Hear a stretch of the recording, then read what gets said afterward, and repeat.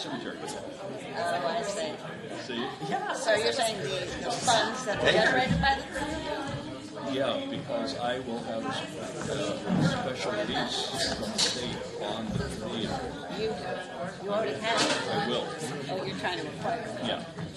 But I want to get the approval of the town to acknowledge the fact that they want it open. When I ran 2022, there were some people that were really opposed that even having it open again. Really? Oh yeah, too much traffic, too many parkings involved. I want to take it back like I used to. Yeah, it's amazing. That's so counterintuitive. Good afternoon, everybody. I'm going to call today's meeting of the Yountville Town Council to order. It is 3 o'clock, and it is May 7th. And with that, can we get a roll call vote? Councilmember please? Reeves? Here. Councilmember McKee Can't? Here. Councilmember Knight? Here. Vice Mayor Tripp? Here. Mayor Moeller? Here. If we could all stand and say the Pledge of Allegiance, please. I pledge allegiance to the flag of the United States of America and to the republic for which it stands, one nation, under God, indivisible, with liberty and justice for all.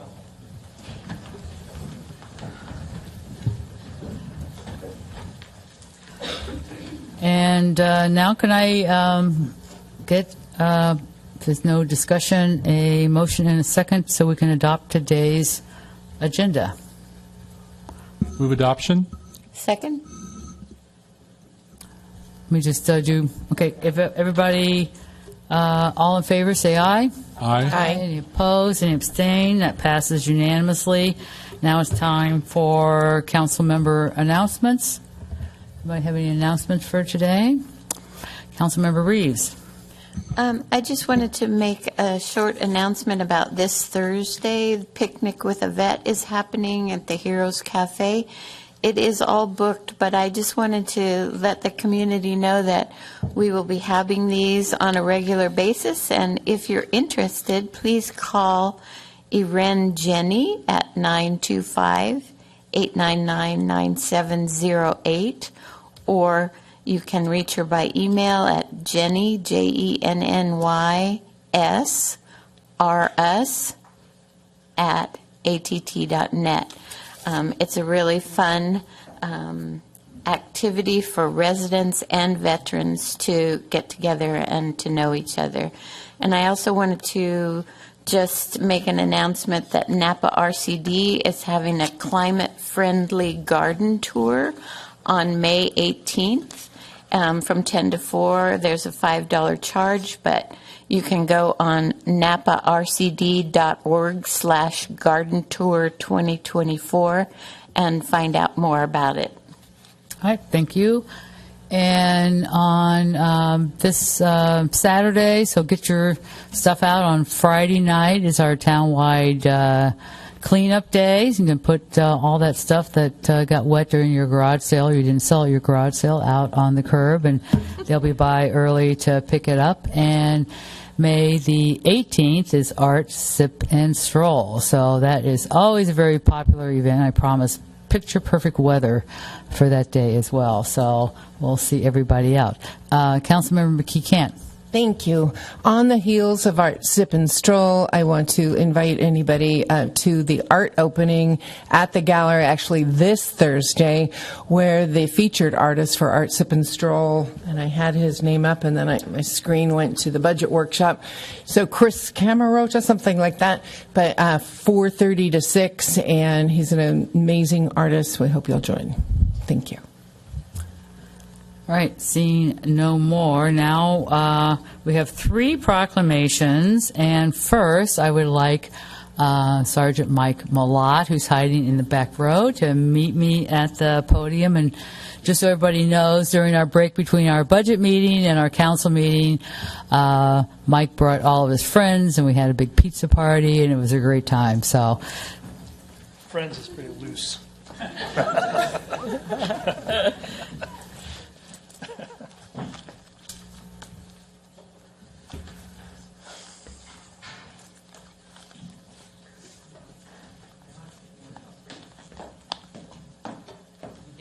microphone. microphone, so we'll give you one last chance to speak here. Let me make sure this is on. Is this on? Yes, it is. So one last certificate of appreciation in recognition of Sergeant Mike Malott, the town council, staff, residents, business owners, and visitors in the town of Yountville express our appreciation and gratitude for your distinguished service to the town throughout your career, given on the 7th of May, 2024, at the Yountville Town Hall. Thank you very much. And we want to send you out with one of our engraved bottles of wine. And I know you love the microphone so much. So here, let me put this over here for you, and you can speak into the mic. 3 times I've had to speak now that I wasn't prepared for. I really appreciate the opportunity to work in the town both times. Council has treated me very well. I appreciate it. The people in the town have been wonderful to me. As I expressed earlier, the crime in Yountville is not overwhelming, so the majority of our job is really just getting to know people in town. So, like I said, I feel blessed to have been able to get to know so many very good people. And I'm going to stop talking before I get myself in trouble. Thank you very, very much.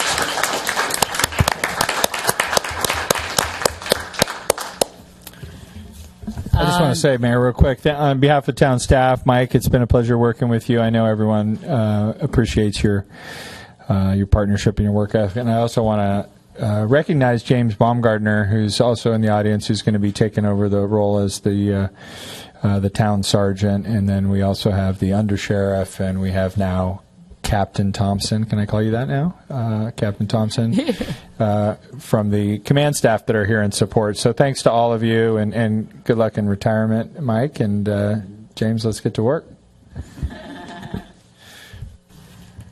The next proclamation I have today is to recognize Arbor Day, which was April the 26th, 2024. And I would like to read this proclamation. Whereas in 1872, J. Sterling Morton proposed to the Nebraska Board of Agriculture the idea of dedicating a special day to the planting of trees, and whereas this tradition, known as Arbor Day, commenced with the planting of over 1 million trees in Nebraska, and whereas Arbor Day is now observed throughout the nation and the world, and whereas Arbor Day has since become a global observance, and whereas the town of Yountville takes immense pride in the lush canopy of trees, enriching our schools, parks, and neighborhoods, and whereas the community continues to place great importance in the planting, care, and preservation of trees throughout the town of Yountville, and whereas the town of Yountville will plant 3 trees in the month of May, and whereas trees serve as an indispensable guardian of our planet's health, purifying our air, water, and soil, while also providing refuge, sustenance, and natural splendor, and whereas trees symbolize strength, resilience, and renewal, reminding us of the power of nature and the importance of preserving it for future generations. And whereas Arbor Day stands as an occasion to celebrate and cultivate trees, galvanizing individuals, groups, and communities to foster a greener world. And now, therefore, be it resolved that I, Margie Moeller, in the capacity as mayor of the town of Yountville, do hereby declare April the 28th, 2024 as Arbor Day in Yountville, urging all residents to unite in recognition and support of the indispensable role of trees in our lives and the global ecosystem. Furthermore, let us unite in planting, nurturing, and cherishing trees, ensuring their enduring benefits for generations to come. And certainly last but not least, we have one last proclamation for library appreciation. So Myrna, can you meet me at the podium? We have our library director for the system here today, Anthony Halstead, and some of our staff, Rebecca Simon, who is our library associate here at the Yountville branch, and Nicole Shields, who is the regional representative for the library.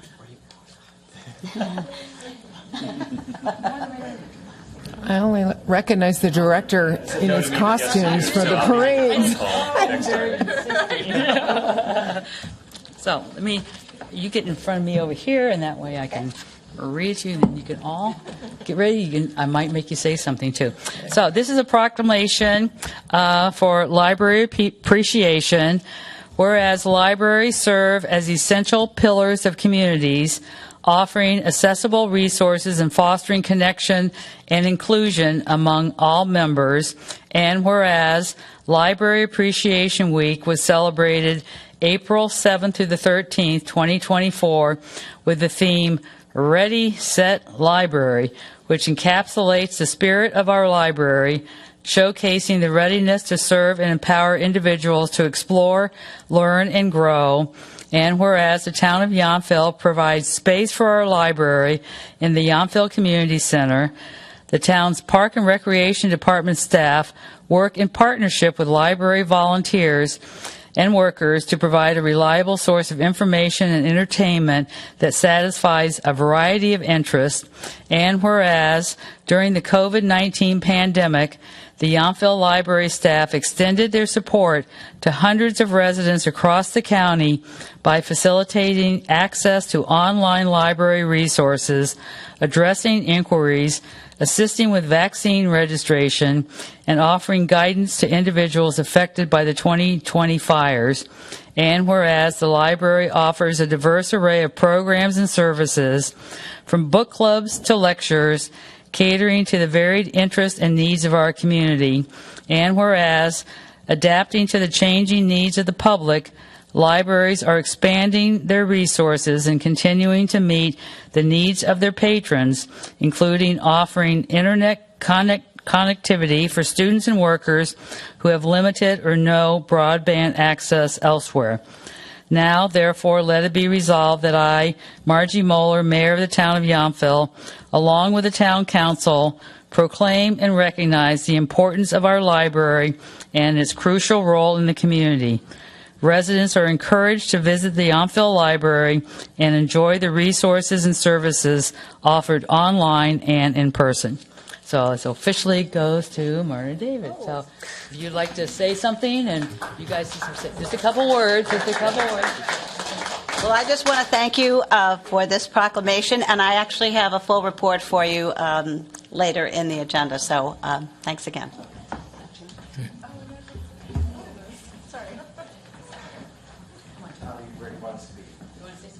Oh, no, I'll just say, well, thank you all. The town of Yountville is very supportive of our library, and certainly the location is great, but also our partnership, working regularly with Samantha and others to bring programs during the year and also during the summer. And I will plug a little bit. The end of May, the 26th, I think, somewhere in that neighborhood is when our Summer Library Adventure starts. That's where programming for children, teen, and adults takes place all across the county. We have a huge children's use during the summer, all year long, but really during the summer when you have the camp. So that's another great way where the partnership with our community here really brings services to so many people. So thank you so much for all that you do for us, and we appreciate the proclamation.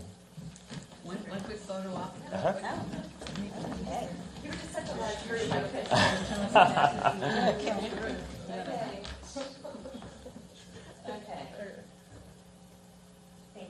Thank you. Thanks, everybody. So much.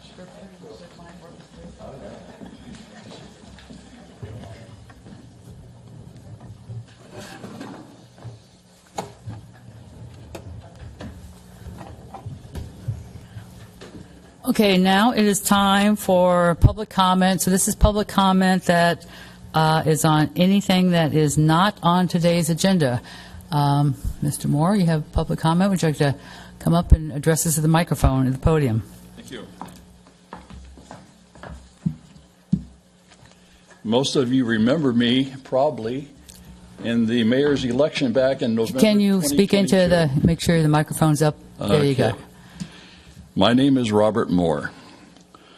One of my campaign issues back in the issuing the period of the campaign, I discussed opening the Lincoln Theater. And I never had a chance to really, during the campaign, to get into the depths of what we were trying to accomplish. And even, is it possible that it can be done? And I strongly feel that it can, and I'm here today to discuss it a little bit. I believe that I can get the state of California to sign a lease to open the theater at a very, very special rate. But the town of Yountville, if they have no interest in reopening the theater, this whole plan will just die right now. My proposal will cost the town of Yountville nothing. And the town will not have to be on the lease with the state of California. But the upside to my proposal will make the town a lot more significant. TOT tax, sales tax, hotel occupancy, all of these things are being discussed in my proposal. I would like to contact each council member individually to discuss how this proposal will benefit the town. And I would like to email each of you to schedule a time that we can meet face to face. What I would like to do now is I have 6 proposals that I've prepared, one for the 4 council members, one for Marge Moeller, and one for the town manager. Would you allow me to approach the business and hand them out? If you could hand them to the town clerk and she can distribute them, thank you. You'll be hearing from me. Thank you. Thank you.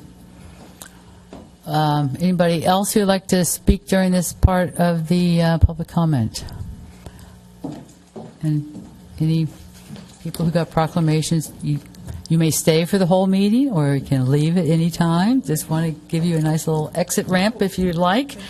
Now it's time we have 3 items on our consent calendar. Can we get, if there is no further discussion, a motion and a second from the council to approve today's consent calendar? I move approval of the consent calendar. Mayor. Second that. Okay, we have a motion by Reeves and a second by the Vice Mayor. All in favor, say aye. Aye. Any opposed? Any abstain? Passes unanimously. Thank you. We have 3 guest presentations. Our first is the Napa County Library Commission annual update, and Myrna David will be coming and giving us that. Well, good afternoon, and thank you for having me. Thank you for the proclamation, and thank you for reappointing me to a second term as your library commissioner. Interestingly, the last time I presented to the town council, it was on Zoom, and several of the people who are in this room were not on the town council then. We had a different town manager. We had a different town clerk. So I'm delighted to actually be here in person to present to this wonderful group that I support greatly. I just want to give you a little bit of an overview of what I consider my role to be as the library commissioner. I think it has 3 components. I attend library commission meetings, now all taking place in Napa, every other month. And at those meetings, we get updated on the statistics for all the library branches, and we get staff reports from various staff members who work in the library system in general. And occasionally, we'll be asked to serve on a subcommittee. I served on the art exhibition subcommittee last year, or attend programs that relate to system-wide programs, such as the Literacy Project, which I just recently attended their 40th anniversary celebration. It's a key program that the library has sponsored for 40 years. So the Library Commission meetings are one of my responsibilities. I also, every other month, serve as an ex officio board member to the Friends of the Yountville Library. The Friends of the Yountville Library helps fund different projects that the library and programs that the library needs. And by serving on that committee, I get to have some oversight of where those funds are allocated. And I also update the Friends of the Library Board on various issues that come up at our commission meetings. But probably most importantly, my role is to advocate for our own Yountville Library branch. And I do that by working with our library staff, by attending programs, by communicating information about programs, and I try to be a representative in the community if anyone has any questions or wants to work with us directly. So when I started my first term as a library commissioner, which was in February of 2021, we were still in the throes of the pandemic. And our library really couldn't have too many patrons inside the building. People were still wearing masks. We weren't having much programming. But at the time, the library staff and I got together, and we felt it was still important to keep the library top of mind here in Yountville. So one of my early initiatives, and I did report this the last time I reported to the town council, was to approach the Sun, and at that time it was run by Sharon Stensis, to ask her if we could have a monthly column in the Sun, and she, of course, graciously agreed to do that for free. In those early months, I worked pretty closely with our library associate, Rebecca Simon, to kind of get that monthly column up and running. And then more recently, when Highway 29 Media took over, and again, very graciously supported the idea of continuing the monthly column, our library director, Anthony Halstead, took over the writing of the column, and I am mostly a conduit between Anthony and the Sun. But I hope when you look at the Sun, you've seen the library shelf column, and I know Anthony works very hard on it, as did we beforehand. And I hope you're enjoying it and getting some nice information about library services in general, and then some specifics about what our own Yountville Library is doing. So now that the pandemic is more or less behind us, we're trying to catch up on some of the metrics that we've been monitoring for the Yountville Library. Libraries in general have been impacted by the pandemic, and also by the trend of people, looking on the internet for lots of resources that they might have previously used the library for. But our own Yountville Library has unique challenges, and I will just mention a few of them that will probably be obvious to you. The fact that our elementary school has closed. We have lost all the students that were coming and going to and from the library to use the computers. We've been impacted by the veterans not coming down the hill as often as they used to because of various policies that are happening up at the home. And of course, needless to say, we have more and more second and third homeowners who do not spend a lot of their life here in Yountville. So all of those issues have uniquely impacted our branch. I'd like to briefly give you just a few statistics to kind of give you a sense of how we're doing versus pre-pandemic, because there have been changes in our metrics. Prior to the pandemic, for example, we had an average monthly visitation rate of about 3,000 patrons per month. Today, and in the last couple of years, that number has dropped by half. So visitation is clearly down and impacted by these various issues that I mentioned. But there are some metrics that are healthy and are improving. So, for example, in terms of circulation, our average monthly circulation, this is items that are taken out of the library, books and other items, was about 2,500 items per month, and now we're at 2,000 per month. This is not a bad number, and when you think about the reduction in actual visitors, the people who are coming to the library are actually using the library services at a fairly good rate and checking out items. Also, our reference inquiries, people calling the library with various questions, are at about 93% of what they were pre-pandemic. So we're encouraged by that by that statistic as well. And this year, since the start of our fiscal year, which would be in July, our library staff has worked on 194 programs for both children and adults in partnership. Several of them have been in partnership with our Parks and Rec department, and several of them have been programs that they've initiated on their own.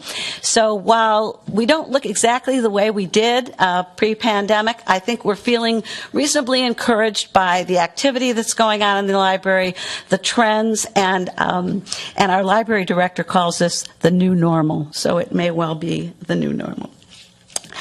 Just to conclude and briefly give you a little bit of information about a couple of projects I'm personally working on right now.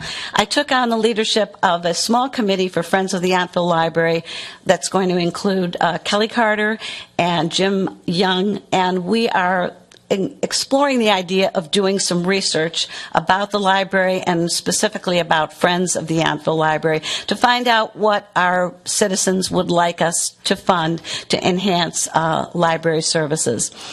And the other project I wanted to mention, each of you at your stations has a little packet of 5 bookmarks. I got involved on the ground level with Jeff Lay, who is one of the commissioners on the Arts Commission, about a year ago, and he had this idea, and he came to me with it, of wanting to do a contest where people would submit stories of 60 words or less, stories or poems. And I thought, well, the perfect place to do this is to put them on a bookmark. We did a lot of promotion for it. We ultimately got almost 40 submissions of stories, and I was among the judges that selected the 5 winners. And so the 5 winners' stories are on the bookmarks that are at your station.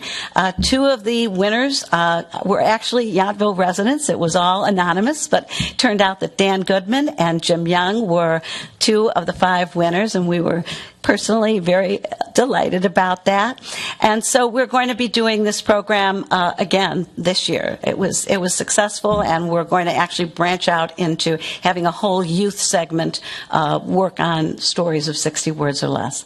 So those are the things that I'm doing right now, and those are the statistics that I have for you.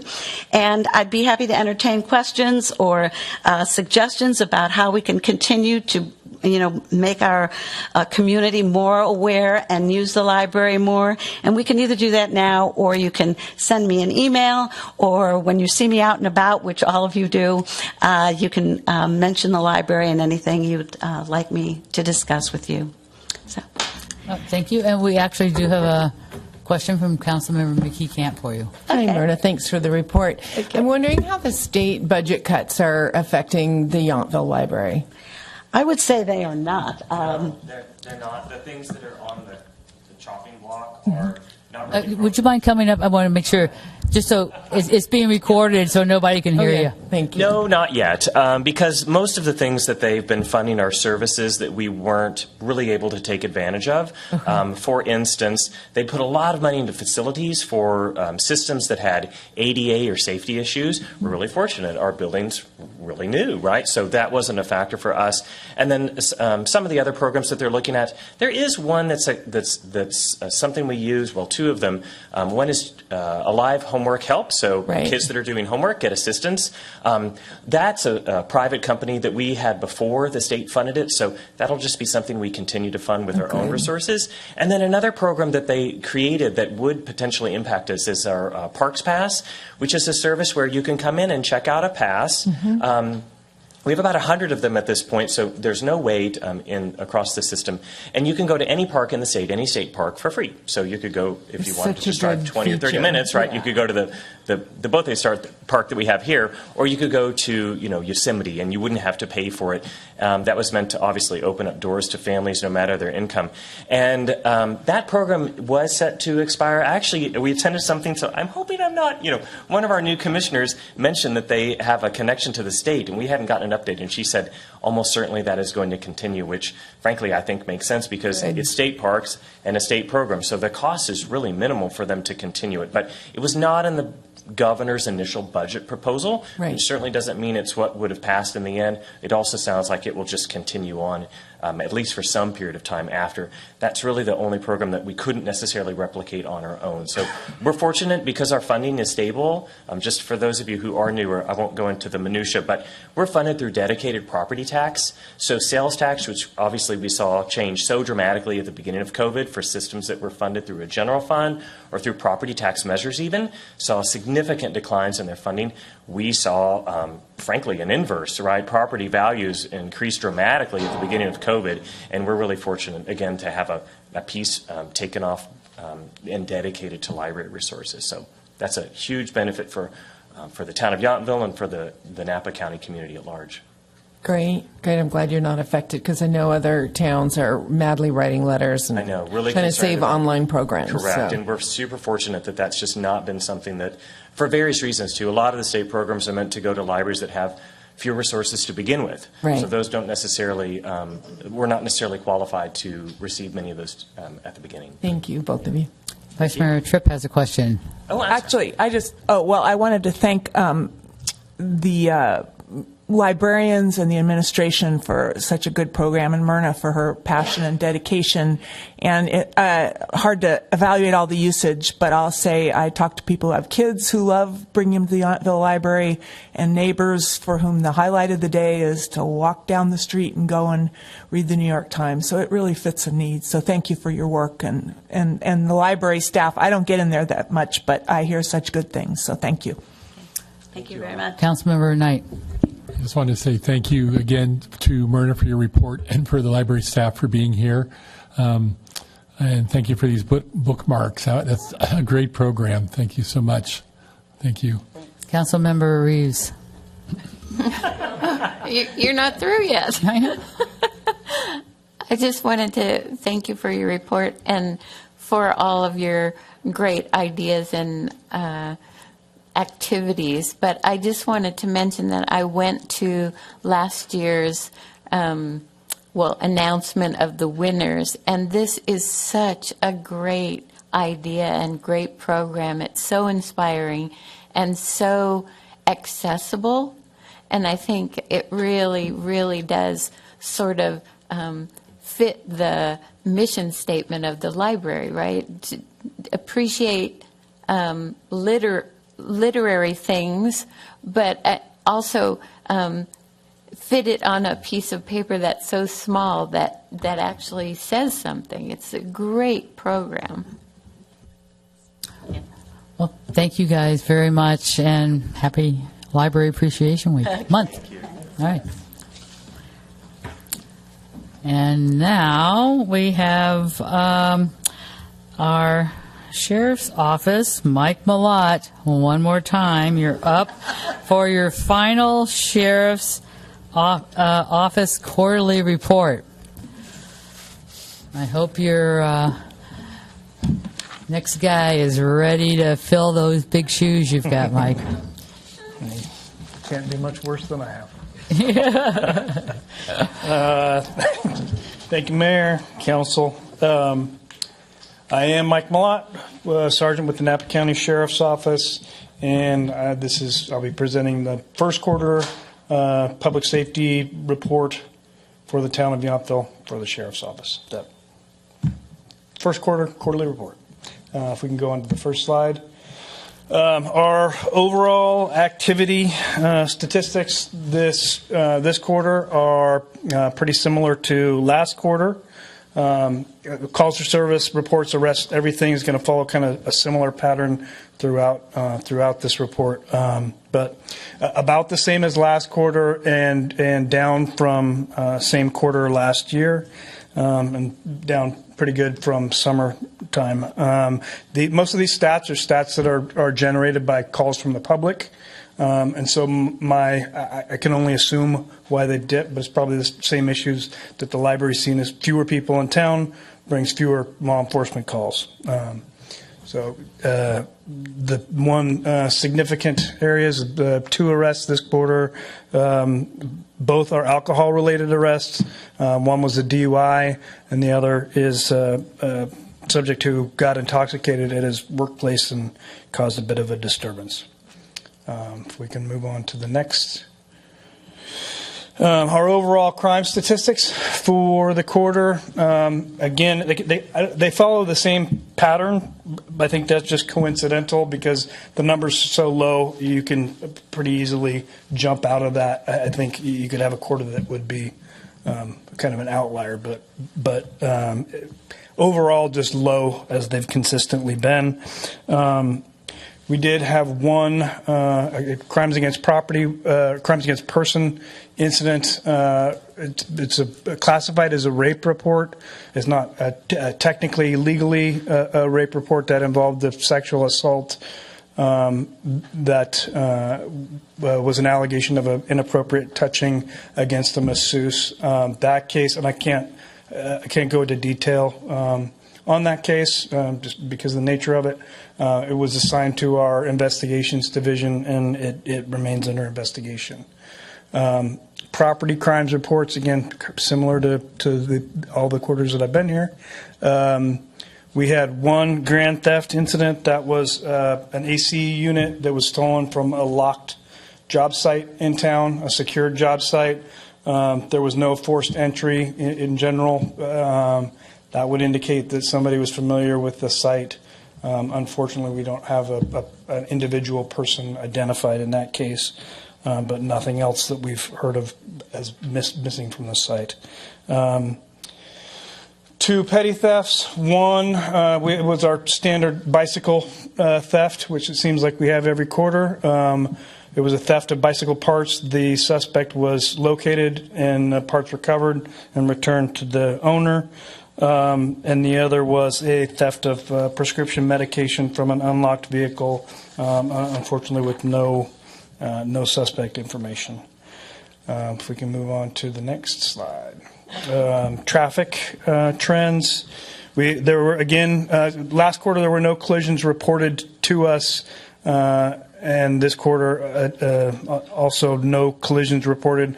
And again, the standard disclaimer is that that does not involve collisions that are just an exchange of information, so minor damage. People pass off their information to each other and don't contact law enforcement. It also doesn't include the highway, which is handled by CHP. As far as our enforcement activity, traffic citations about the same as last quarter, a bit down from same quarter last year. Misdemeanor citations, which are generally in the town of Yountville, our misdemeanor citations tend to be driving on a suspended license, one of those this quarter. Parking citations, again, a bit down from last quarter, although up from same quarter last year. Vehicle checks down a bit. Traffic stops this quarter, well, down from same quarter last year, are up from last quarter. And those, just based on my experience, we get a lot of stop sign complaints. Those are mostly stop sign violations in the town of Yountville. And that's it for traffic. If we can move on to the next slide, our general activity in town. Everybody's met Sergeant Baumgartner, photographed there, sitting in the back of the room. During the quarter, Sergeant Baumgartner, town manager Brad Ralston and the sheriff's office worked together to select James to replace me. There's 3 candidates for the position. James and I, we've been at the sheriff's office about the same amount of time. The changeover should be pretty seamless. James has the same. I think James's just focus is going to be on community policing, and so it should be very similar to now. The next photograph right there is a bicycle range qualification. Our deputies that ride the bicycles are required to qualify at the range while wearing riding gear, safety equipment. So in that picture, it's a small picture, but Sergio Mulgado, he went through a recent training to be able to ride the bike. And that training did not include a range, so he went through our department's bicycle range. He's the one second from the right. He's, again, it's a small picture, but he's probably the one guy that's smiling in the picture. If you've seen Sergio, you know he is always smiling. Yountville Night Out planning. We've been assisting Hillary Gady, with the planning for the first Yountville Night Out event. I think we have 4 neighborhoods identified right now. 5 neighborhoods identified right now for Yountville Night Out. James is up to speed on that, and so they'll continue, and that should be a great event. I've been told I'm coming back out for that, so I'll be in plain clothes. We've attended. I didn't have anything. I've traditionally included something about the fire department, and J.C. Greenberg seemed competitive, so he was the last presenter. I felt like I was going to lose if I kept up competition with J.C. So I didn't have anything about the fire department this time, but we have enjoyed their cooking at the 3 first Wednesdays, and then. The Sheriff's Office has begun attending the Upper Valley Waste Management Agency meetings. We've had very few, but James, again, will continue to be a presence at those meetings. And that is that for that slide. If we can move to the next. So, again, I think I've talked about this earlier today. One of the main things that we do in town is just get to know people and get to know the town. And so the Sheriff's Office, you'll see us driving around individual neighborhoods a lot. And one of the things we're doing is trying to identify what is usually in this neighborhood and what's amiss. And I think we do that pretty well, but we still depend on the public who living in those neighborhoods to know that even better and to be able to identify what is amiss. And so that the crime and prevention and safety tip for this quarter is get to know your neighbors. And I'm just going to read it. Knowing your neighbors' habits, schedules, vehicles, vacations, etc. helps you recognize when something is out of place. Please call the Sheriff's Office if you see something suspicious. I'm going to add to that, please call the Sheriff's Office when you see something suspicious, because we do have, seems like often in town, people will talk about it with their neighbors and think about it for a while, and then the next day they'll call in and let us know that something happened yesterday. And it's beneficial to us to get that information in a timely manner. So if you see something suspicious, please give us a call when you see it happening. And that's, I'll give my plug now for Yountville Night Out. This is kind of the whole idea behind Yountville Night Out, not just crime prevention, but also emergency preparedness. But it's just being able to get out, and you don't have to have every detail on your neighbors, but the more you know about them, the more you're able to help out when that emergency comes or when something is out of place. So those events are going to be very low key, very informal. There's not a lot of personal investment. During the planning, we talked about one of the important things is that I'm not a super social person. I'm a little bit introverted, and so in my own personal time, if an event was happening that like my family was going to, they would go to that and I would stay home, except that one of our neighbors had block parties in the front yard and there was literally no way to avoid it. And so and I enjoyed myself at those, and I got to know my neighbors. And so that's the idea behind this, is to get out and again, low investment, just getting to be familiar with your neighbors and get that going. 31st, and the information is on the town's website. July 31st, 5 to 8 p.m., and there will be information on the website, and we'll continue to post it on social media, and our neighborhood hosts will be getting the word out as well. Thank you.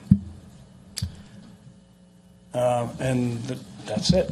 Those are the numbers to call when you see something occurring in your neighborhood. Well, thank you very much, Sergeant Malott. We're going to miss you, but now that we're hearing you might be back for Night Out, I think we're going to have a lot more than 5 neighborhoods signing up pretty quick. So just from all the town council, we're going to miss you, but on to your next chapter, and thank you for all your service to all of our residents. Thank you very much.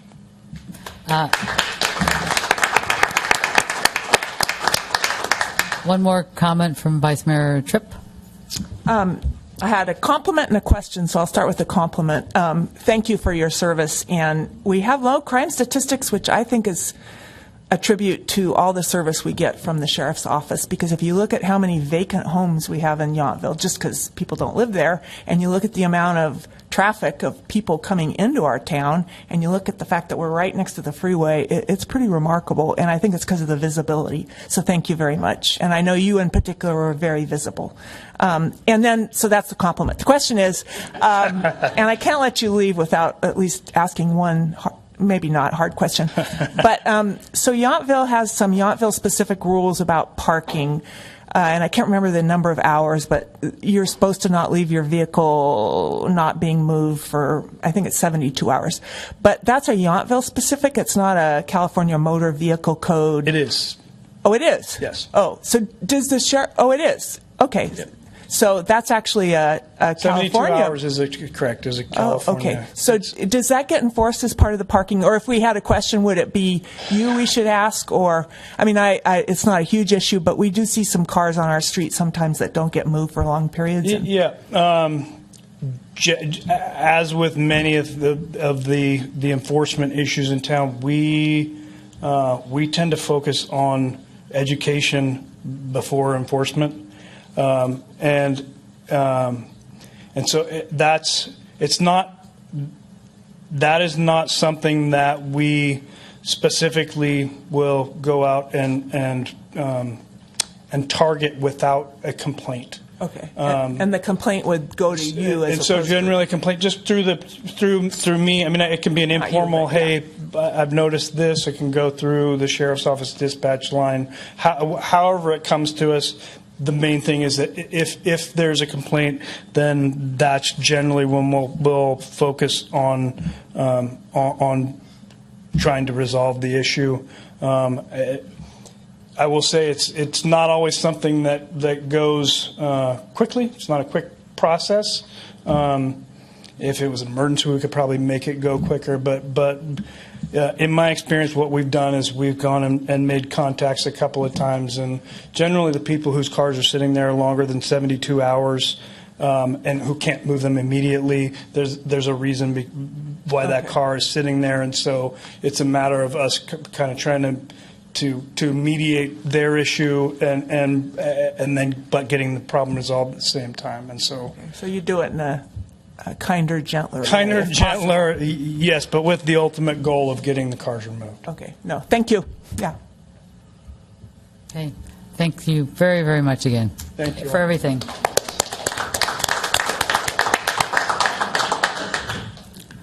Next up, Napa County CAL FIRE Quarterly Report. We have Battalion Chief Greenberg presenting today. You got a cheaper substitute. Yeah, looks that way. Mayor, council members, good afternoon. Thank you for having us. If we could go to the first slide, I'll walk you through the report. So as you can see on the left-hand side, starting at the bottom, the Veterans Home, you had 165 calls for service. Moving into the green, sorry, that was for the county. Moving into the green is going to be for the Veterans Home, and that's 132. And then the town itself was 110. That's a total with additionally 6 calls that were part of our auto aid agreements to other areas, other incorporated areas of the county, and that was for a total of 413 calls. Going down to the bottom, the top right, you can see the same report from last quarter, and calls within the county are a little bit of an uptick into this quarter, along with calls for the Vets Home. You did have a decrease with calls in the town itself, but over our 5-year average, you can see that the county is actually down slightly.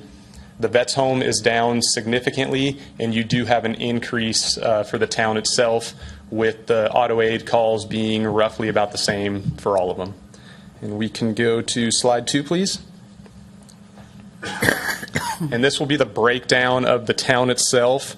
We responded to 71 medical aids, 22 public assists, 3 traffic collisions, 10 alarm soundings, 2 hazardous conditions, and 1 smoke check. Next slide will take us to the Veterans Home. The Veterans Home had 126 medical aids, 2 alarm soundings, 2 public assists, 1 hazardous conditions, and 1 structure fire.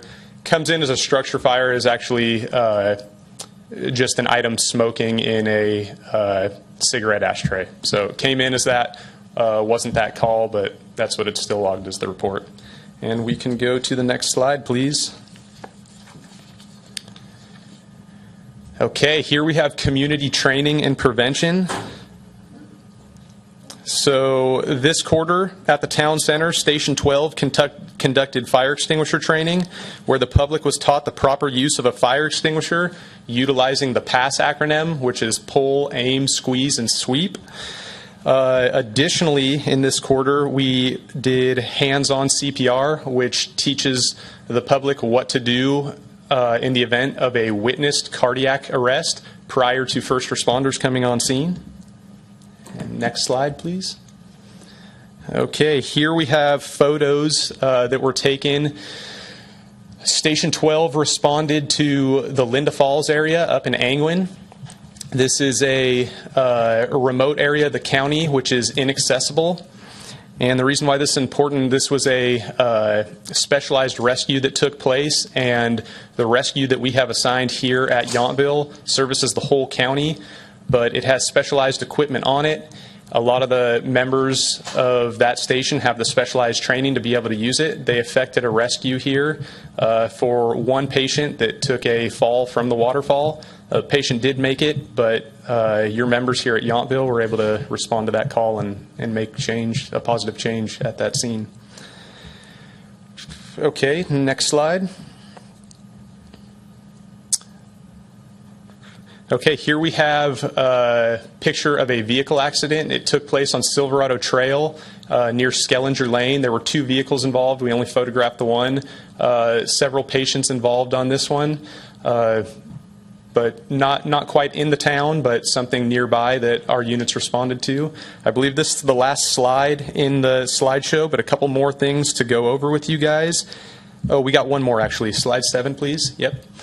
So here we have Easter. This was the pancake breakfast and the Easter egg hunt. So Easter morning, Station 12 arrived bright and early to the town center to cook breakfast for residents and their families. This was a great opportunity for us to interact with the public in town. Following the meal, Station 12 had the opportunity to connect with families participating in the Easter egg hunt at Yountville Community Park. Other major events that took place, although we didn't have any structure fires here in the town, fortunately, the resources there at Station 12 did respond to other incidents within the county, one being in the city of St. Helena and the other being in the community of Angwin. Why that's important is it just kind of highlights some of the auto aid agreements that we have here in the county, and where if we do have an event like that takes place within Yountville itself, you will have reciprocating service coming from those areas to assist us here in the county as well, or in the town as well. Okay, and lastly, with our safety message, as we go forward into the second quarter, we approach springtime and warmer weather. With that, more outdoor get-togethers and barbecues will begin to occur. It is important that we practice safe barbecue and grilling practices. Before starting your gas grill, ensure that it has been properly cleaned and maintained, and that there are no broken gas lines or burners. Never leave a gas grill unattended. It increases the chances of an accidental fire, and it is recommended to have a fire extinguisher nearby while cooking. Lastly, when you have finished grilling, remember to ensure that all burners are off and the propane cylinder is fully closed. And that's the end of the report. Thank you very much. I really appreciate. I think that it's very useful for you guys to come and kind of give us all these numbers and let us know. So thank you very much for your time putting that together. Okay, you're welcome. You guys have a good day. All right, thanks again. And next up, public hearings. We have no public hearings today, so let's move on to our administrative items. We have 4 administrative items. The first one, we're going to consider adoption of a resolution updating our town fund balance policy and reserve targets. I know we've talked a lot about money today, but we might as well just keep talking, I guess. Yeah, I think I'm going to do the talking, but Celia and I are both here to answer questions. The recommendation is to approve the attached town fund balance, general fund reserve policy, and so there is a updated policy attached to the staff report. As you all know, we started this back in October of last year, where GFOA came and discussed sort of our risk profile, and then in March we had a presentation where we proposed what you're seeing before you today. And I will also tell you in the community that there is another step to this that we will address during the off-cycle budget, which will look at some of the other reserve policies. So this was simply focused on the general fund and creating what are 2 buckets into one, and those 2 buckets are our emergency reserves and then what we used to refer to as TOT stabilization, and now we're just referring to as contingency reserve. By consolidating those 2, we're using a plainer description of what fund balance is really and why it's important. But we're also cleaning up the policy to remove what we call GASB, or the General Accounting Standard Board's categories, which is sort of wonky language that Celia speaks fluent GASB, and I sort of speak it, but it's obviously a challenge when the community is trying to understand, specifically what is there for emergencies and other contingencies. And then by doing the consolidation, we were able to set a minimum reserve target of 35%. And there was discussion about maximums, but this reserve policy is simply saying 35% of your general fund expenditures will be kept in emergency level reserves, which is 20%, meaning to tap into that, you have to declare an emergency per your municipal code. And then above that is the 15%, which is the contingency reserve. I think our current level is roughly 37%, so we're above our current minimum target. We aspire, of course, to save as much as we can, but with the acquisition of the school site being a major purchase, this is where setting this minimum target was important, so we made sure that we didn't fall below that. As we continue to work through our budgets and our audits, has historically been an unassigned fund balance, which is the money that's left over after the budget year. There's then a decision that the council makes basically to assign that money. And when we get to that point, we will first make sure that the minimum target is established, and then we can talk about options above that. And you can always continue to grow this reserve to as high levels as you choose. So again, this is our, I guess, if you can count this morning's budget workshop, sort of our 4th discussion on this subject, and we hope we've at least met the target for this purpose, and we are happy to answer any questions you might have. All right. Thank you for that. Does council have any questions on this? Vice Mayor Tripp.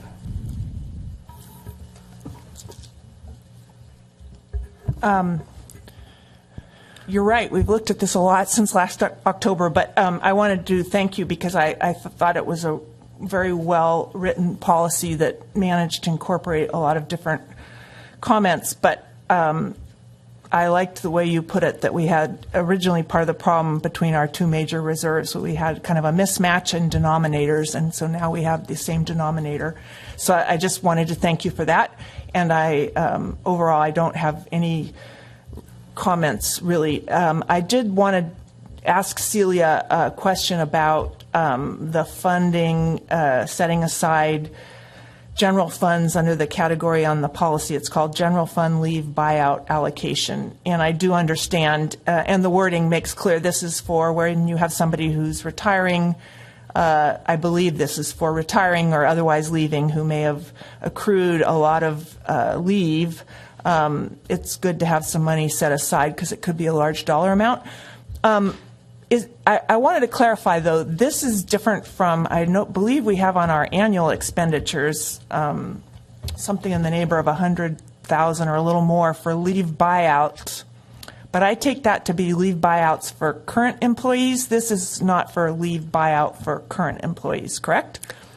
This allocation of general fund balance is for employees that are leaving the service of Town of Yountville. Okay, so if this specific category is not for current employees. Correct. Yes. Okay. Do we have a leave buyout for current employees, or maybe I'm wrong about that? We do not. No. Okay.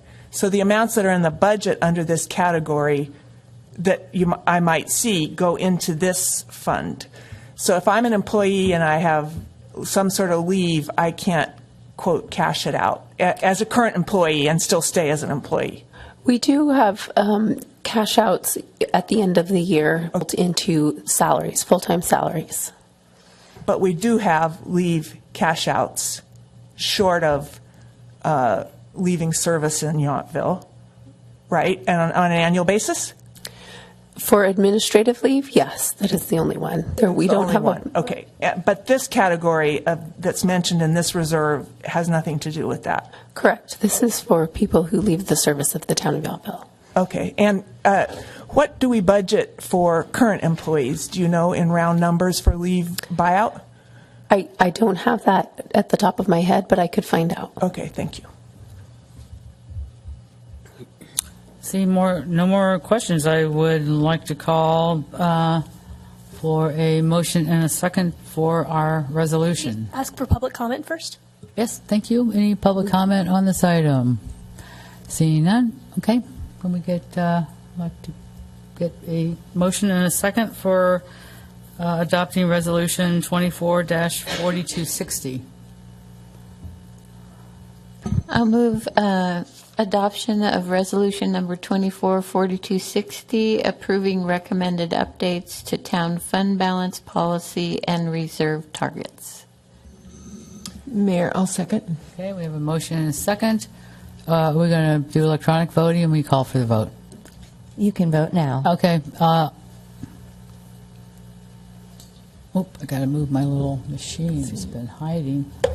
Hold on. Get it. You don't have room. Try it. Okay. Did mine show up? I am missing one vote from Vice Mayor Tripp. And that passes unanimously. All right. Thank you very much. Next item is consideration of a resolution approving amendment number 5 to the Napa County agreement for the provision of law enforcement services. Yes, thank you. The contract that is before you is a 4-year extension of the existing contract, which is a fixed cost contract with the existing service levels. The costs are going up, as you can see, significantly. I thought we were roasting Mike. I was going to joke this is his retirement fund, but the reality is that personnel costs are going up, throughout law enforcement, and this is, I think, mainly due to recruitment and retention issues that, again, this is, I think, a national issue with. Therefore, in lieu of having a spike in our contract that would have, been, I think we were between 16 and 17% in terms of the increase, we've worked with the Sheriff's Office to spread that over the 4-year contract. So you have 8.5% increases. I think the first year is 8.1, and then it's 8.5% for the remainder of the contract. And that's just simply due to increased personnel costs. As you all know, the town would not be able to operate its own independent police department based on our size and the cost. So the partnership with the sheriff has worked well, and the timing is good since we have the brass in the audience, as well as the transition of our sergeant. So I'm available to answer any questions, but you have the experts here if you want to ask any specific questions about what's going on with law enforcement. Let's see. I see no questions from the council. Come on up. My button's not working. Captain Thompson's here. Broken it. I've broken it. Marcy's dream. No, Vice Mayor, please Would go you like again. to address us today? The contract has worked out great. The policing services have worked out great. Yes, we are seeing increases across the board. That's due to COLAs given to the Deputy Sheriff's Association. In total, over this time, a 9% in salaries and benefits increase in fleet cost. The one thing we were trying to work out was a green win for the town of Yountville. We did that with a hybrid vehicles up here in the fleet.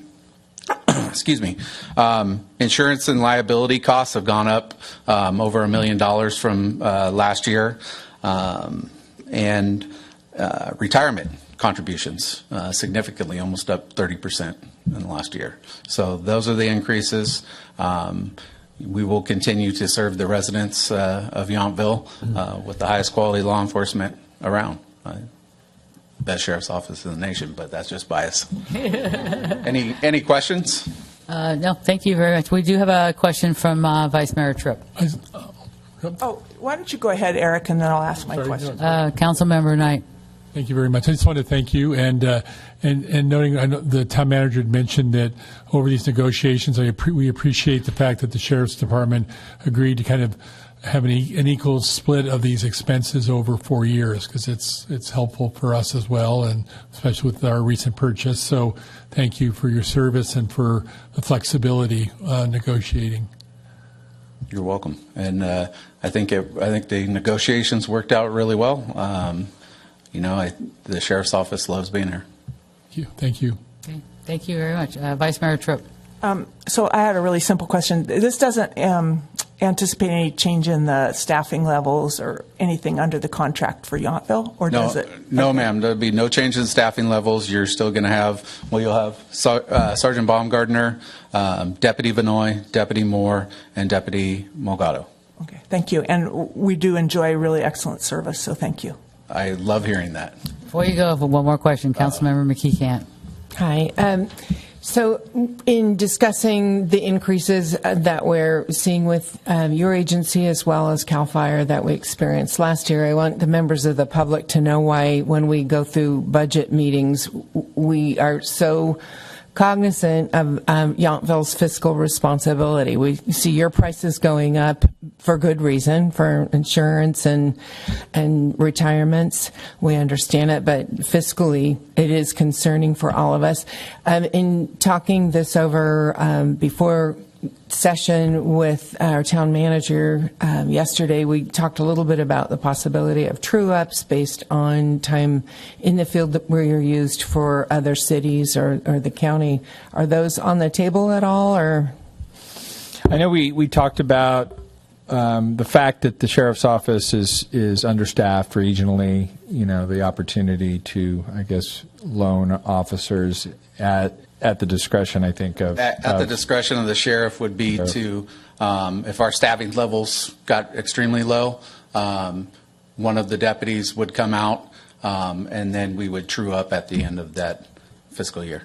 So is that written? Is that written down somewhere, or is that premature? That is in there. Sorry to push the I believe it is here, but yeah, I'd have to read through the contract again. But yeah, it starts on page 1.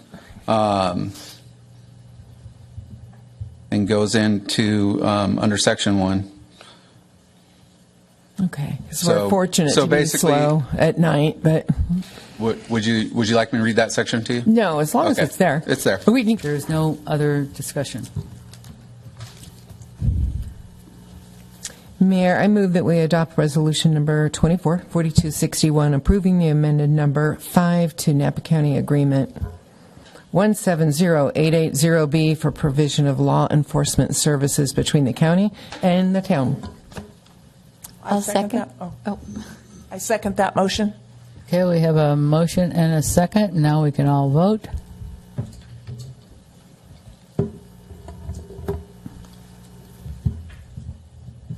And that passes unanimously. Thank you, everyone, for that. And great, we got an approved contract. So thank you very much. Thank you. Now on to item C. We're going to introduce and waive the first reading of ordinance number 245528, amending some sections of our Yountville Municipal Code regarding appointing officers. Yeah, thank you. I'll just quickly present on the next two items since they're interrelated. And the first item, as you point out, is to amend our municipal code so that it's clear on what appointed officers that we have. So there was a red line that was provided. And the proposal is to add an executive position, which would be, in essence, the reclassification of the existing town clerk into an executive or an exempt position, which would be communications director / town clerk. And in the item D, it outlines the salary schedule and the proposal, which was also incorporated into the budget work that you saw in the last two budget workshops. So this position, at least, is in the budget that's been presented, and these are the formalities that we have to go through to both amend the municipal code and to create the position. Vice Mayor Tripp has a question. The previous town clerk position was an executive position? No, it was a management position. Okay, thank you. Councilmember Reeves. I don't have a question, but I very definitely support this move because it is part of what the council did request of the town manager when we were first trying to get our priorities straight, meaning that we really wanted a communications person to facilitate more interaction between residents and the council. And I think that this is a great solution, and I think that if we're talking about raising Hillary to this position, I fully support that because she is great at that. And I appreciate the work that you've done to make this happen. Thank you. Councilmember Knight. Thank you, Mayor. I just wanted to also say that I support this resolution and the following one, but for the same reasons as Councilmember Reeves has said, that having a communications director is invaluable.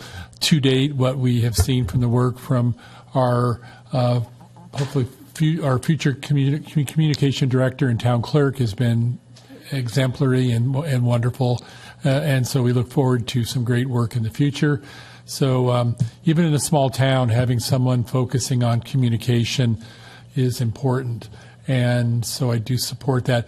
I just have one brief question about, and we brought it up yesterday, so maybe about in the resolution 2.12.012 appointed officers. There it lists the positions that are appointed or maybe appointed by the town, but yesterday there was a red strike on community service director, but I don't see in here the position of Parks and Rec director. No, I noted that. I've actually been meaning to talk to Mackenzie. We haven't had a chance yet to talk, but the red line strike through that's attached is specific to the town clerk position. I think it was also trying to clean up the positions that didn't exist, but I do believe that the Park and Rec director position should be listed there. So that would take a subsequent action. But we can follow up on that.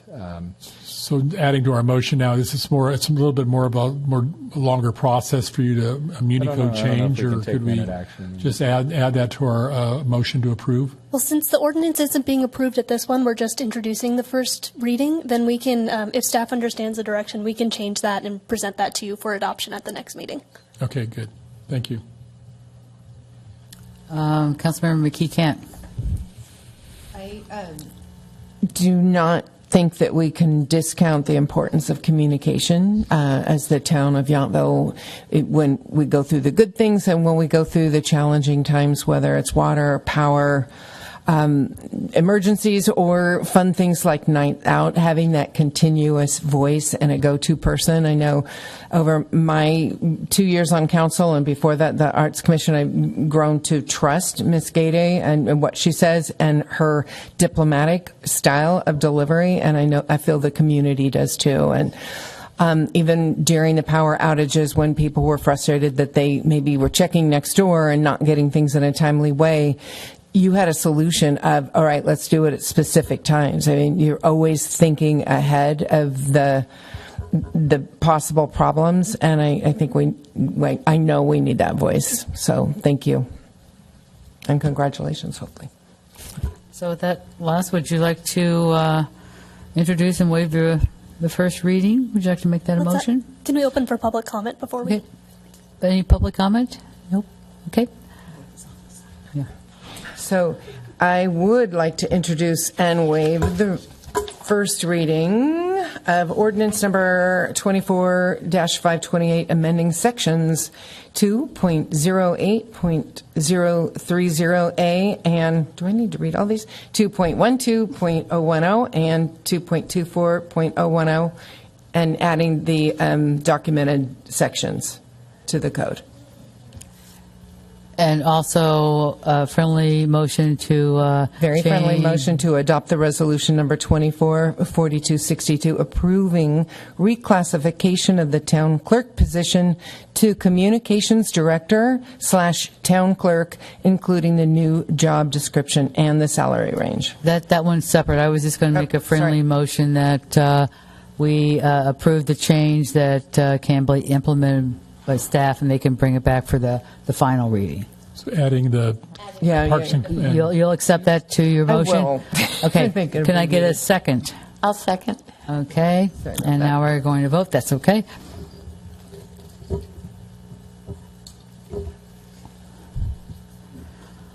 And that passes unanimously. All right, great. Thank you very much. And our last administrative item is considering, now, we can, maybe I'll come back to you for a motion You can on go this to one. somebody else.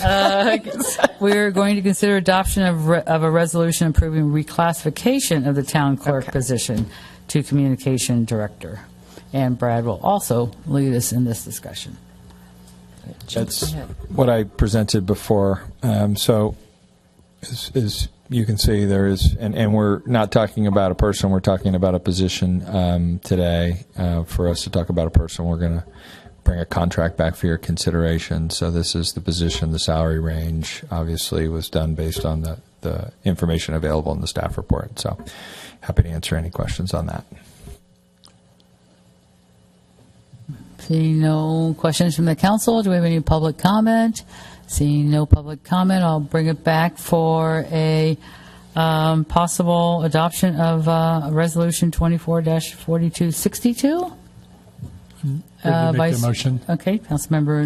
I move would like to make a approval motion. of resolution number 24-4262, approving reclassification of the town clerk to communications director, town clerk, including new job description and salary range. I'll second. We have a motion and a second. Now, time to vote. I bet that's going to pass unanimously. Did I say? There we go. And that passes unanimously. Thank you very much, and congratulations to whoever gets brought back to fill that position. So now, time for are there any staff presentations or informational reports for us today? No. We have none. Any council external meeting reports? I'm going to delay mine till our next meeting. Seeing Councilmember Knight. Just briefly, I did attend in the last month the League of California Cities legislative summit in Sacramento for a few days. It was a lot of the focus. There was less focus on maybe housing issues as there was on issues having to do about retail theft and and counties, including Solano County, making a presentation for their efforts as countywide to address homelessness. And so it was interesting. I had an opportunity to meet with Senator Dodd and visit the majority leader, Assembly Aguiar Curry's office. But it's always good to get to Sacramento and have an opportunity to meet with our also other local officials that are like we see somewhat regularly in the North Bay Division.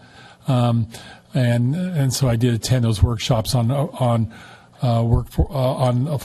homelessness and retail theft.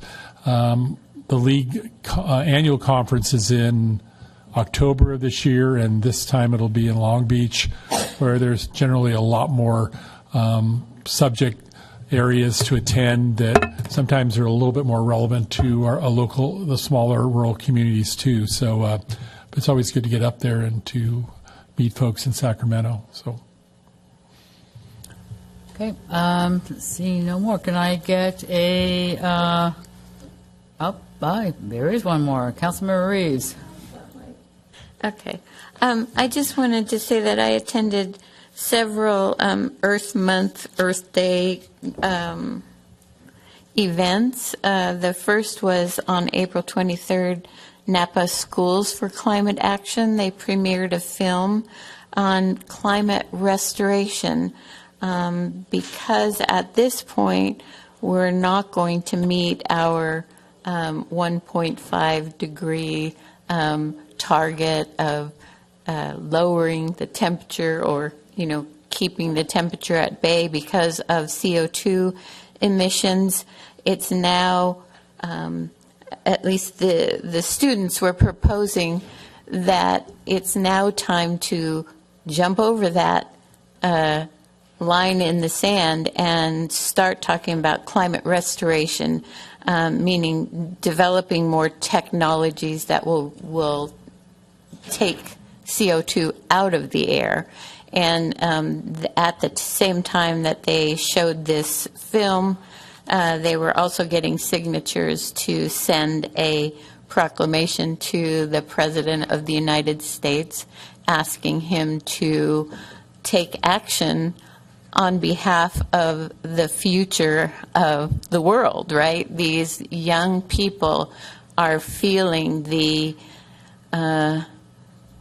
anxiety and the intensity of the need to take action. So I felt like that was such an impressive display on their part. They are, in a way, dragging the adults along because they see what their world may turn into.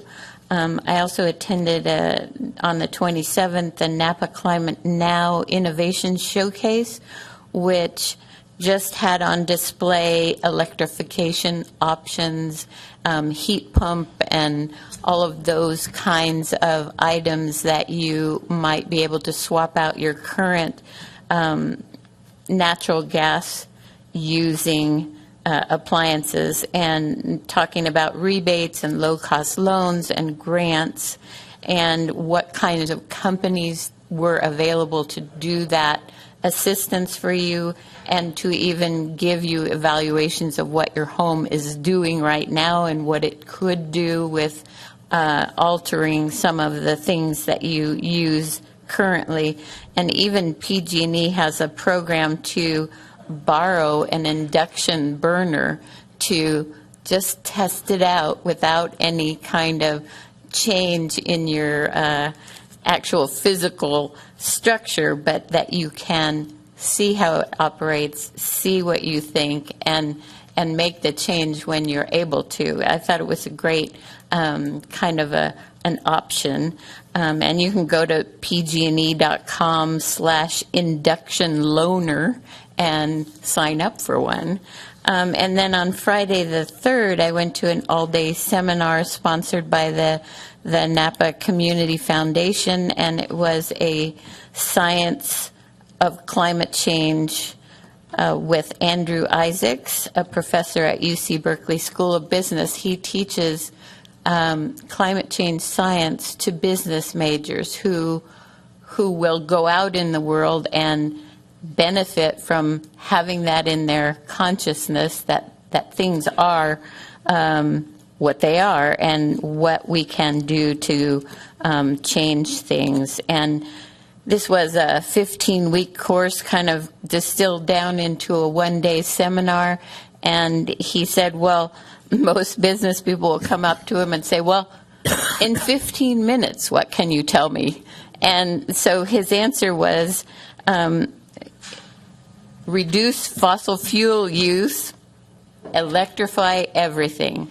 And that's the gist of what comes out of all the science behind all the greenhouse gases and how we produce those and why they're there and what we can do to change that. And he said, it's not rocket science. It is, we have the tools now. It's just getting the will to overcome the lethargy of a long emergency, right? People have gotten used to climate change is coming. Well, it's here. So now it is to really take that emergency and turn it into action. So I also went to a May 1st sudden oak death walk with Bill Pramick, and it's about this organism that is attacking coastal live oaks through some of the bay trees that are all along the river, because it spreads in damp environments. And part of that also comes from climate change. So there's so many different aspects and so many things that we as decision makers would need to keep in mind when we make decisions about how we're going to proceed with what we do on a day-to-day basis. So I just thought it was important to report on those things. Okay, thank you very much. Now, I would like to ask for a motion to adjourn to our regular meeting on May the 21st at 3 p.m. I'll make a motion to adjourn to our regular meeting on May 21st at 3 p.m. I will second that. And would you like a button vote? Voice vote. All in favor? Aye. Here we go. Any opposed? Any abstain? That passes unanimously. See you on the 21st, if not before. And what was the name of that professor again? His last name? Andrew? Isaacs.